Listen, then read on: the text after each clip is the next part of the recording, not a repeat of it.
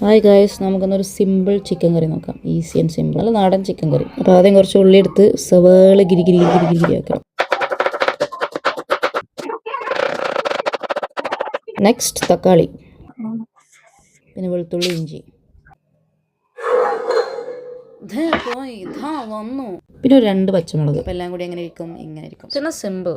നിങ്ങളുടെ ഫേവറേറ്റ് ചട്ടി എടുക്കുക, അതിൽ കുറച്ച് എണ്ണ വെച്ചിട്ട് ഉള്ളി ഇടുക, അത് കഴിഞ്ഞ് വെളുത്തുള്ളി, ഇഞ്ചി, ജസ്റ്റ് മിക്സ് മിക്സ് മിക്സ്.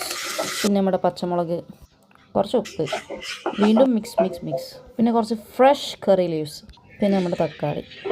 വീണ്ടും ഒന്ന് ഇളക്കുക, അടച്ചു വെക്കുക, തുറക്കുക, പൊടികൾ ഇടുക, കുറച്ച് മല്ലി, കുറച്ച് മുളക്, കുറച്ച് മഞ്ഞൾ, വീണ്ടും കടുവറ കടുവറ കടുവറ.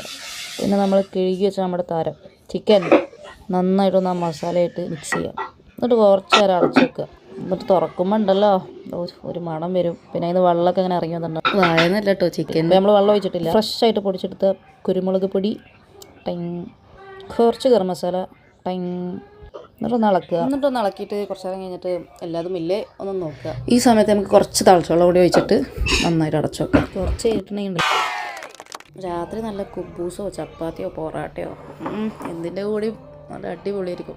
ഉച്ചക്കാണെങ്കിൽ നല്ല നെയ്ച്ചോറും കോഴിക്കറിയും, ഒരു ലേശം തൈര്, പപ്പടം, അച്ചാർ.